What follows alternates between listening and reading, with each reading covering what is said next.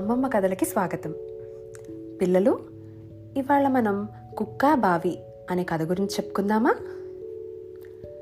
అనగనగా ఒక ఊళ్ళో ఒక కుక్క తన 6 బుజ్జి కుక్క పిల్లలతో వాటికి మంచి బుద్ధులు నేర్పిస్తూ హాయిగా కాలక్షేపం చేస్తూ ఉండేది.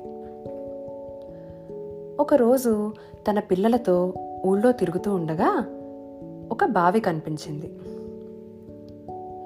ఆ బావిని చూపించి, పిల్లలు, మీరెవ్వరూ ఈ బావి దగ్గరికి వెళ్ళకూడదు, ఇది చాలా ప్రమాదం అని హెచ్చరించింది.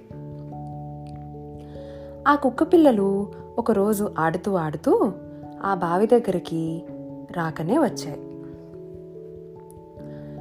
వాటిలో ఒక బుజ్జి కుక్క పిల్ల, అమ్మ ఎందుకు ఇలా చెప్పింది, ఇదేమిటో చూడాలి అనుకుంటూ ఆ బావిలోకి తొంగి చూసింది.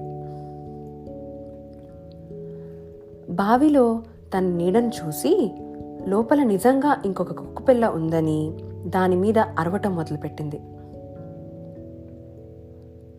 లోపల ఆ కుక్క ప్రతిబింబం దీనిలాగే అరవటం చూసి దానితో పోట్లాడటానికి బావిలోకి ఒక్క దూకు దూకింది.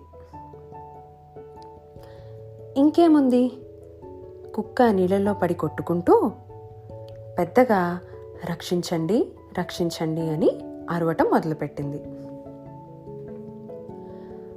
ఆదారినే వెళ్తున్న ఒక రైతు ఇది చూసి, అయ్యో, కుక్కపిల్ల నీళ్ళలో పడిపోయిందే పాపం అని దాన్ని బయటకు తీసి రక్షించాడు. ఈ కథ ద్వారా మనం గ్రహించిన నీతి ఏంటంటే, పెద్దలు చెప్పిన మాటలు తప్పక వినాలి. పిల్లలు, ఒక్కోసారి తెలియకపోతే అడిగి తెలుసుకోవాలే కానీ ఎన్నడూ పెడచెవిన పెట్టకూడదు. ఇక కథ కంచికి మనం ఇంటికి.